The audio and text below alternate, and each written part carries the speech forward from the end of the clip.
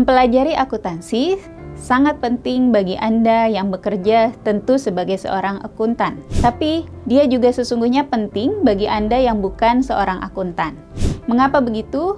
Karena akuntansi adalah masalah bagaimana kita memahami bisnis kita melalui angka-angka yang ada di dalam laporan keuangan. Ketika kita gagal memahami atau tidak bisa membaca laporan keuangan, maka sesungguhnya kita belum memahami bisnis kita secara benar. Banyak perusahaan yang saat ini meminta karyawannya untuk mempelajari dan memahami paling tidak akuntansi level dasar. Kenapa begitu? Agar mereka bisa membaca laporan keuangan dan memahami bahwa sesungguhnya setiap tindakan mereka bisa memberikan dampak bagi keuangan perusahaan.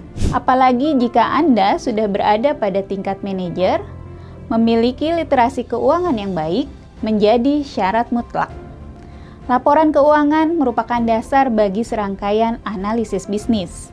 Manajer menggunakannya untuk memonitor dan menilai kinerja perusahaannya dengan cara membandingkan laporan keuangan perusahaannya dengan laporan keuangan pesaingnya.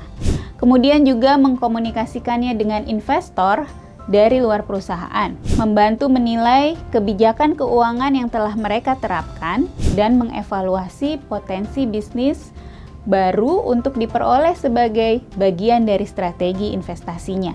Maka sudah bisa dipastikan, memahami laporan keuangan itu sangatlah penting.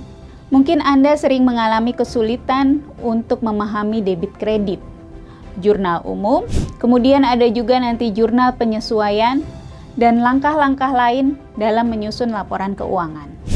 Belum lagi setelah laporan sudah jadi, masih ada pekerjaan rumah kita untuk memahaminya, menganalisisnya dengan berbagai rasio dan alat ukur lainnya. Setelah itu kita masih perlu juga mengkomunikasikannya dengan investor, mengkonversi semua itu menjadi nilai yang menguntungkan bagi investor. Dalam kursus ini, Anda akan belajar banyak mengenai laporan keuangan dengan cara yang mudah, dilengkapi gambar, ilustrasi, dan contoh-contoh. Mulai dari dasar-dasarnya, memahami siklus akuntansi, yaitu mulai dari bagaimana mengidentifikasi transaksi, kemudian memahami persamaan akuntansi, jurnal, posting, hingga akhirnya tersusun laporan laba rugi, neraca, dan arus kas. Kemudian setelah laporan tersusun, kita juga akan mempelajari bagaimana cara membacanya dan melakukan analisa laporan keuangan. Dan di akhir bagian kelas kita akan membahas analisa prospektif, yaitu bagaimana melakukan peramalan laporan keuangan dan menggunakannya untuk mengestimasi nilai perusahaan. Bersama saya, Andriani Hapsari, seorang praktisi, pendidik, dan peneliti.